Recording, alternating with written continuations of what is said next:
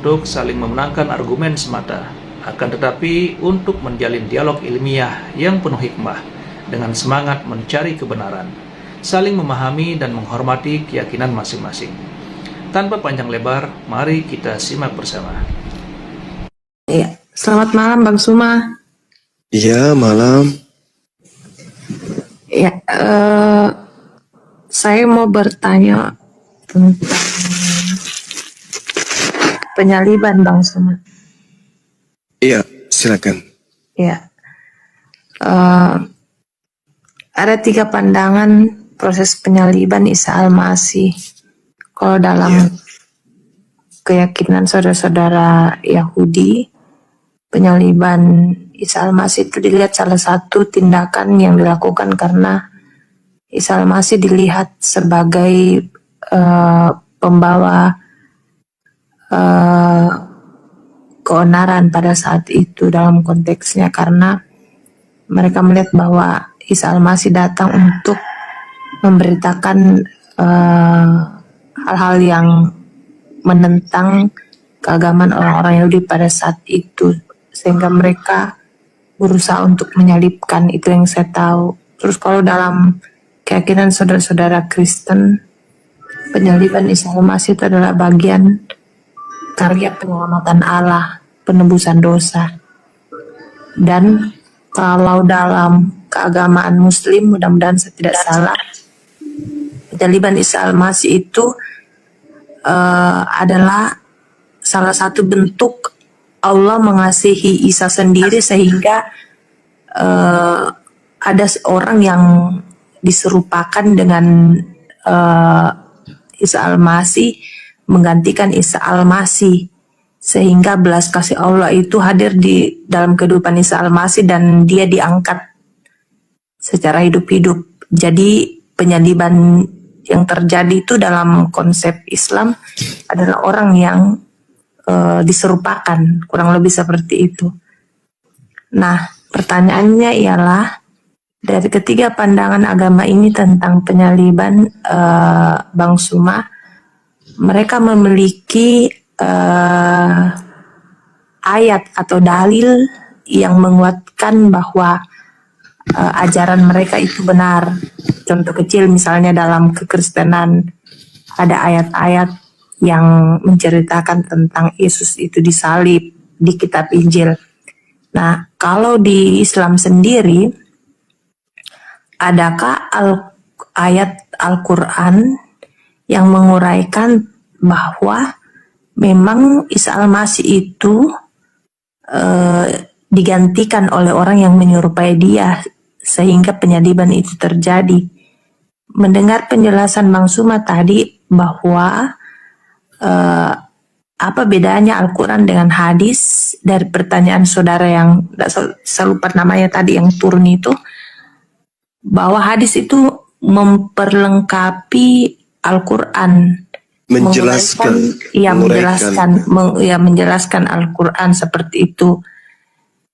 Walaupun kedudukannya ya Al-Quran lebih di atas, tetapi hadis itu memperkuat apa yang ada dalam Al-Quran. Nah, itu pertanyaan saya, Bang Suma, adakah juga dalilnya atau apalah yang memang betul-betul mengatakan bahwa ada yang menggantikan Isa Al-Masih, orang yang menyerupai, orang yang diserupakan dengan Isa Al-Masih sehingga dia disalibkan?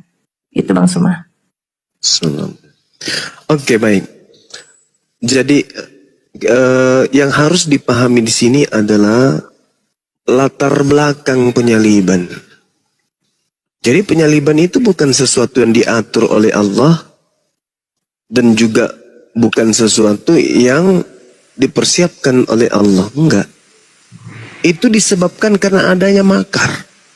Makar yang dilakukan kemudian oleh orang kafir, orang-orang Yahudi yang ingkar kepada Nabi Isa alaihissalam. Nah, kalau di dalam Al-Quran, orang yang disalib itu adalah orang yang memerangi Allah, orang yang memerangi Nabi Musa, ajaran Nabi Musa, orang yang memerangi kemudian ajaran Nabi Isa, ajaran Yesus dalam hal ini. Al-Quran surah Al-Ma'idah ayat 33. A'udzubillahi minasyaitonirrajim. Innama jazaa'ul ladina yuharibuna Allah wa rasulah wa yas'auna fil ard fasadan aw yuqattalu aw yusallabu. Hukuman bagi orang-orang yang memerangi Allah dan yang memerangi Rasulnya dan membuat kerusakan di bumi hanyalah dibunuh dan disalib. Nah, kemudian Nabi Isa tidak memerangi Allah. Nabi Isa juga tidak memerangi para rasul. Dalam hal ini Nabi Musa, Abraham, Daud, Salomo dan seterusnya. Itu tidak diperangi oleh Nabi Isa. Keadaan yang ada ketika Nabi Isa tidak memerangi Allah, tidak kemudian membenci ajaran pada para rasul, lalu kemudian orang-orang Yahudi mencoba untuk menyalibnya. Kategori salib yang diperuntukkan untuk yang memerangi Allah dan memerangi Rasulnya tidak terpenuhi oleh Nabi Isa alaihissalam, maka Allah menggagalkan upaya itu. Itu dulu, latar belakangnya dulu yang harus dipahami. Bahwasanya yang disalib adalah orang yang memerangi Allah, orang yang membenci Allah, orang yang memusuhi ajaran Allah, memusuhi Rasul Allah, utusan Allah. Berarti ketika ada upaya untuk menyalib Nabi Isa, Allah Azza wa Jalla tidak mengizinkan itu terjadi. Tetapi apa yang terjadi kemudian? Nabi Isa tidak disalibkan, tapi orang-orang kafir mengatakan disalibkan. Orang-orang kafir mengatakan disalibkan. Maka apa kata Allah? Wa qaulihim, maka aku hukum juga mereka karena ucapan mereka. Inna qatalnal Masih Isa bin Maryam Rasulullah wa ma qatalu wa ma salabu walakin syubbiha lahum wa innal ladzina ikhtalafu fi la fi syakkim min ma lahum bihi min ilmi illa tibazan wa ma qatalu yaqina. Jadi Al-Quran mengatakan, aku hukum mereka karena ucapan mereka yang berkata, sesungguhnya kami telah membunuh Isa Al-Masih putra Maryam, yang mereka ngejek, yang mereka hinakan dengan menamainya sebagai Rasulullah, padahal mereka tidak beriman kepadanya. Mereka mengatakan telah membunuhnya, padahal mereka tidak membunuhnya dan tidak pula menyalibnya, tetapi diserupakan bagi mereka orang yang dibunuh itu dengan Nabi Isa alaihissalam. Berarti ada penyaliban, ada. Cuman yang disalib ini bukan Nabi Isa, tapi orang yang diserupakan dengan Nabi Isa. Itu. Jadi penyaliban itu ada. Nah, muncul Kristen kemudian setelah penyaliban, jauh setelah penyaliban, Kristen muncul dengan mengangkat sebuah konsep bahwa kematian Yesus itu untuk dosa-dosa Kristen. Itu konsep yang dibuat-buat belakangan. Tidak ada narasi di dalam Al-Quran ataupun di kitabnya orang Yahudi. Bahkan kalau kita melihat dalam Ulangan 21 nomor 22-23, apabila engkau menghukum orang yang melakukan dosa yang sepadan dengan hukuman mati, lalu engkau kemudian hukum dia, jangan kau biarkan mayatnya semalam-malaman di atas tiang. Sebab orang yang dikutuk, orang yang dikutuk oleh Tuhan tidak boleh menyentuh tanah yang diwariskan kepadamu. Itu jelas itu. Berarti yang disalib ini menurut kitabnya orang Yahudi dan menurut Al-Quran adalah orang yang dikutuk oleh Tuhan. Bukan dikutuk oleh dosa-dosa. Bukan menanggung dosa-dosa, bukan, tetapi dikutuk karena ulahnya sendiri telah melakukan dosa. Nah, upaya-upaya yang dilakukan kemudian saya sebagai kristologi atau apologetika Islam Bagaimana di dalam Bible? Apa latar belakangnya? Ternyata betul latar belakang keinginan membunuh Isa atau Yesus adalah kecemburuan orang-orang Yahudi terhadap apa yang dicapai oleh Yesus. Itu apa? Membangkitkan, bermujizat, bernubuat, mengusir setan, menyembuhkan orang buta, menyembuhkan orang lumpuh, orang kena penyakit sampar dan seterusnya. Orang kerasukan setan disembuhkan. Membuat kemudian orang Yahudi ini takut. Takut orang Yahudi ini. Ini Yesus kalau dibiarkan bahaya. Dia bisa mempengaruhi orang. Bahkan tertulis dengan jelas di dalam kitab Lukas 23 nomor 2. Di situ mereka mulai menuduh Yesus. Mereka berkata, kami dapati Yesus ini menyesatkan menyesatkan masyarakat. Yesus menghasut orang supaya jangan membayar pajak kepada kaisar. Sebab katanya ia adalah Kristus, seorang raja. Itu kata orang-orang Yahudi. Yesus menghasut orang lain untuk jangan membayar pajak. Nah, kalau sampai orang banyak terhasut untuk tidak membayar pajak, coba Anda baca di dalam Yohanes 11. Apa yang terjadi di sana? Orang Roma akan datang merampas tempat suci kita dan merampas bangsa kita. Kalau banyak orang menjadi pengikut Yesus. Nah, supaya itu tidak terjadi, apa yang harus kita lakukan? Kata imam kepala. Maka imam kepala kemudian bernubuat. Apa katanya? Tahun ini juga aku Kayapas bernubuat bahwa Yesus harus mati demi bangsa ini. Yesus harus mati demi bangsa Israel. Karena kalau Yesus tidak mati, orang Roma akan datang merampas tempat mereka dan merampas bangsa mereka. Itu yang terjadi, yang menjadi latar belakang penyaliban terhadap Yesus.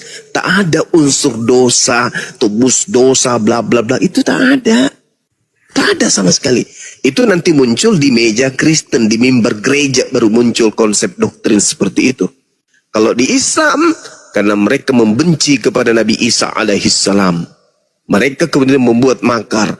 Perjanjian lama jelas, yang disalib adalah orang yang dikutuk. Di Al-Quran juga demikian. Orang yang dikutuk, orang yang dimurkai disebabkan karena mereka membenci Allah dan membenci utusan-utusan Allah. Itu jelas itu. Jadi kalau ada penyaliban, ada disalib. Betul, ada yang disalib. Tetapi bukan Nabi Isa. Karena Nabi Isa tidak memenuhi syarat untuk disalib.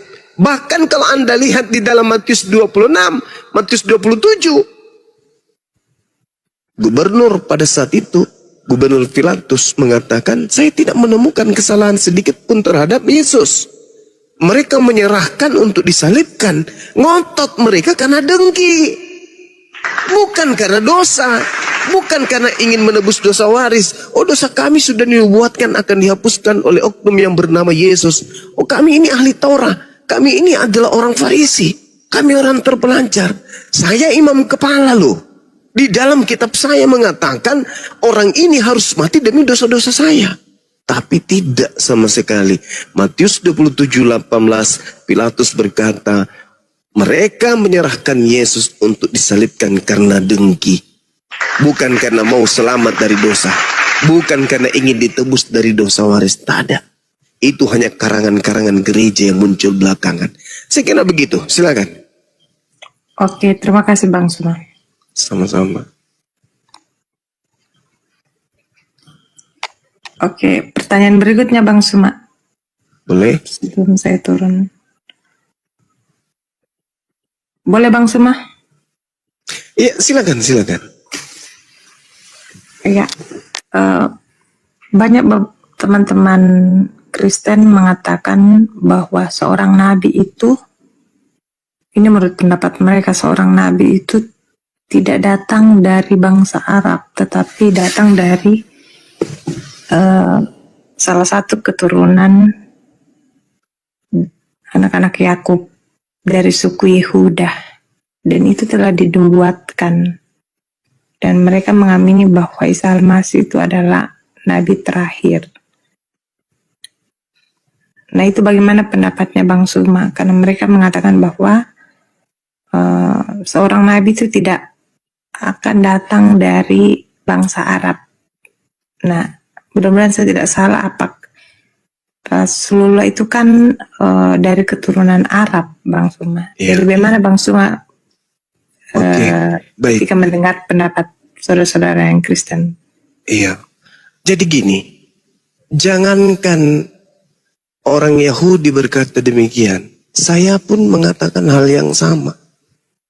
Bahwa nabi yang diutus kepada Bani Israel itu adalah nabi yang berasal dari kaumnya sendiri. Bahkan saya seringkali mengatakan apa? Perintah Tuhan yang spesial untuk Bani Yakub itu tidak diberikan kepada bangsa lain. Tidak diberikan. Jadi tidak mungkinlah sosok kemudian datang kepada mereka untuk dijadikan sebagai nabi dan rasul spesial untuk mereka. Enggak mungkin di luar daripada bangsa mereka. Bahkan dikatakan dalam Ulangan 33 nomor 4, hukum Tuhan hanya berlaku kepada Bani Yakub. Mazmur 147, hukum-hukum Tuhan dan aturan-aturan Tuhan yang datang kepada Israel itu tidak diberikan kepada bangsa lain. Saya mendukung itu. Masalahnya, mau sampai kapanpun Yahudi, Kristen bersatu untuk menunjukkan ada satu nabi, atau ada satu Mesias, atau ada satu rasul yang muncul di tengah-tengah mereka yang diutus untuk seluruh dunia, untuk seluruh bangsa, itu tidak akan pernah kita temukan. Wahai saudaraku Yahudi, ya paman, kamu pengikut ajaran Nabi Ibrahim? Ya. Pengikut Nabi Isa? Ya. Yakub? Yes. Musa? Ya. Daud? Ya. Salomo? Ya. Yesaya? Ya. Samuel? Ya. Harun? Ya. Daniel? Ya. Ya. Pertanyaan saya, adakah di antara utusan-utusan Tuhan yang menerima firman itu diutus untuk seluruh manusia? Jawaban mereka apa? Tidak ada. Makanya agama Yahudi itu hanya untuk agama Yahudi, golongan mereka, bukan agama untuk disiarkan ke seluruh bangsa. Enggak. Bukan itu kemudian. Nah, begitu juga Yesus ketika dia datang. Aku diutus hanya kepada domba yang sesat dari umat Israel. Matius 15 nomor 24. Nah, iblis apakah akan duduk tenang? Oh, tidak. Iblis apakah tahu akan datang sosok nabi sebagai Rasulullah wa khataman nabiyyin? Tahu iblis itu. Lalu iblis ini apakah tidak membuat pasukan, tidak membuat kerajaan, tidak membuat tahta di atas muka bumi ini untuk melawan sang rasul penutup, sang nabi penutup, untuk melawannya? Oh, pasti. Iblisnya pasti membuat tahta yang sangat kuat untuk melawan akan datangnya sang penutup para nabi. Maka dibentuklah dinul Kristen. Sederhana untuk memahami itu. Ketika kita tanya, Kristen memiliki konsep 3 dalam 1, 1 dalam 3. Tuhan jadi manusia, manusia jadi Tuhan, dan seterusnya. Konsep ini apakah dihasilkan dari Nabi Yahudi? Tidak. Bahkan sekedar untuk berasal dari Yesus pun kagak. Yesus mengajarkan ibadah minggu? Tidak. Yesus mengajarkan beribadah dan mengibadahi dan mentuhankan dirinya? Tidak. Yesus mengajarkan makan babi? Tidak. Yesus mengajarkan merombah hukum Taurat? Tidak. Yesus mengajarkan merasulkan Paulus? Tidak. Yesus mengajarkan mengkitabkan perjanjian baru? Kagak. Yesus mengajarkan kemudian tidak disunat? Tidak. Lalu dari mana konsep-konsep kaidah kerangka keagamaan Kristen ini berasal? Dari sang dia yang ingin bertahta di atas muka bumi untuk mempersiapkan senjata-senjata pasukan-pasukannya melawan dinul Islam. Kenapa demikian? Karena baginda Rasulullah Muhammad sallallahu alaihi wasallam sudah diterangkan di dalam kitabnya orang Yahudi, Kejadian 49 nomor 10. Tongkat kerajaan tidak akan beranjak dari Yehuda, ataupun lambang pemerintahan dari antara kakinya tidak akan berpindah sampai dia yang datang berhak atasnya, yang kepadanya akan takluk bangsa-bangsa. Siapa itu? Bagaimana mungkin Yahudi bisa menaklukkan bangsa lain, sedangkan ajaran Yahudi bukan diperuntukkan untuk bangsa lain? Yesaya 31 sampai 36. Aku akan mengadakan perjanjian baru dengan Bani Israel dan Bani Yehuda, yaitu aku akan memasukkan hukum Taurat ke dalam batin setiap Bani Israel. Mana seruannya kemudian kepada Bani Israel? Wahai Bani Israel, ajarlah seluruh dunia untuk mempertuhankanku, untuk melakukan hukum-hukumku dalam hukum Taurat. Ada? Tak ada. 2 hari sampai kiamat, sebelum kiamat itu tidak akan pernah ditemukan. Makanya Yahudi itu tidak pernah mensiarkan agama Yahudi. Kenapa? Karena mereka tidak bisa menaklukkan bangsa-bangsa. Tak ada perintah untuk menaklukkan bangsa-bangsa. Yesus pun demikian. Tak ada perintah Yesus untuk menaklukkan bangsa-bangsa. Stop Bang Suma, kamu bohong, kamu bullshit. Kenapa bisa Paman? Kamu baca Bang Suma, Matius 28, nomor 18, nomor 19, nomor 20. Tunggu dulu. Yang saya katakan tadi, iblis tidak akan tenang ketika sudah mengetahui tak lama lagi Nabi Muhammad diutus. Maka apa kata iblis? Aku harus membuat pasukan untuk melawan ajaran Nabi Muhammad yang akan datang sebentar lagi. Maka itu tadi pertanyaannya, adakah kemudian Yesus mengajarkan dirinya diutus untuk seluruh umat manusia? Tak ada. Lalu siapa yang mengatakan, kepadaku telah diberi kuasa, baik di langit maupun di bumi. Pergilah, jadi seluruh bangsa menjadi muridku. Itu siapa yang berkata demikian? Yesus? No. Itu bukan Yesus. Lalu siapa Bang Suma? Tanya Yesus. Yesus, apakah akan datang penyesat yang ngaku-ngaku namamu? Yang mengaku-ngaku itu adalah dirimu? Ya, di mana tertulis? Lukas 21 nomor 8. Apa kata Yesus? Waspadalah kepada iblis yang datang kepadamu dengan memakai nama Yesus dan berkata, akulah Yesus. Waktunya sudah dekat, jangan kau percaya. Matius 24 nomor 4 nomor 5. Waspadalah kepada penyesat yang datang kepadamu dengan memakai namaku dan berkata, akulah Yesus. Dia berkata, akulah Kristus. Dan dia akan menyesatkan banyak orang. Mana banyak orang yang disesatkan itu? Islam gak mungkin. Nabi Muhammad tidak pernah bertemu dengan oknum yang mengaku, akulah Yesus, wahai Nabi Muhammad. Pergilah ke seluruh bangsa, wahai Nabi Muhammad. Jadikanlah seluruh bangsa menjadi pengikutku, wahai Nabi Muhammad. Tidak pernah ada Kristus atau Yesus datang mengaku demikian kepada Nabi Muhammad. Sehingga kelompok Islam yang banyak ini tidak boleh dikategorikan sebagai orang banyak yang telah disesatkan. Gak boleh. Bagaimana dengan Kristen? Mohon maaf. Ada makhluk yang datang kepada Paulus. Akulah Yesus yang kau aniaya.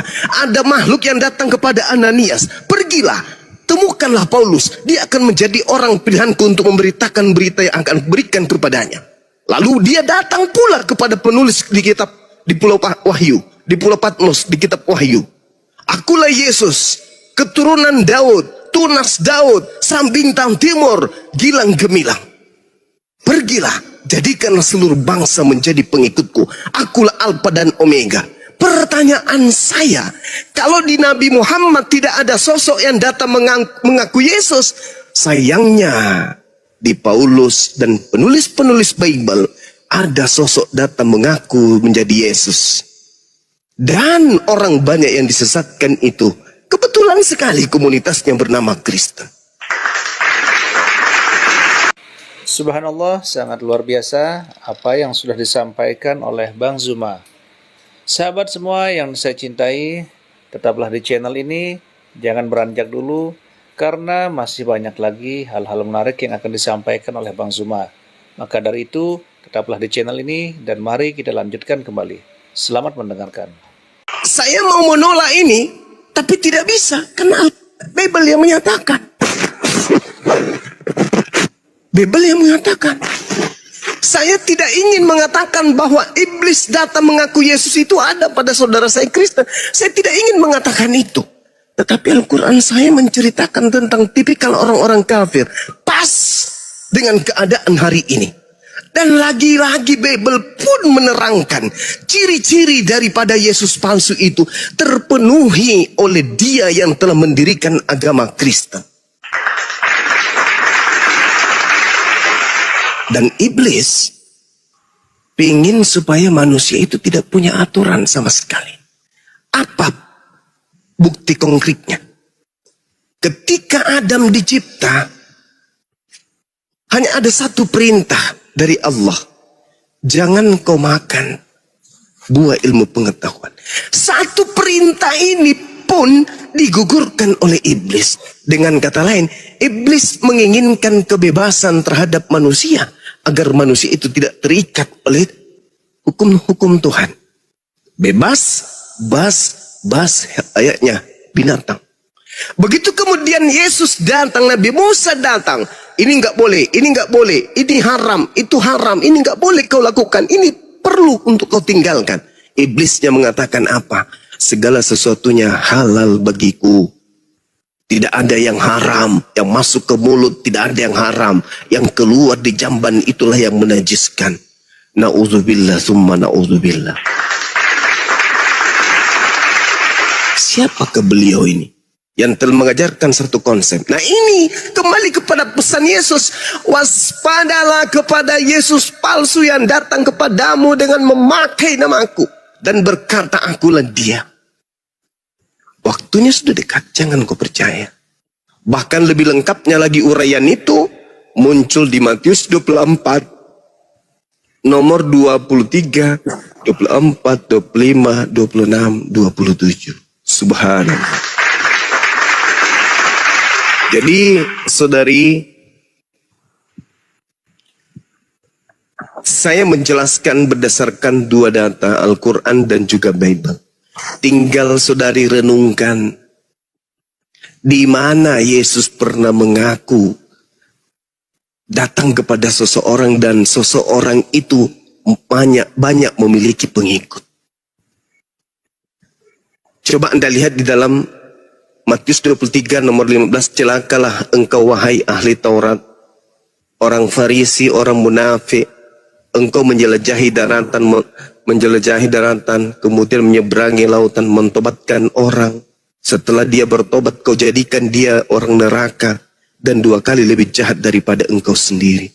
Siapa orang Farisi, siapa ahli Taurat yang menjelajahi daratan, menyeberangi lautan, mentobatkan orang dan pengikutnya separuh penduduk bumi? Itu siapa?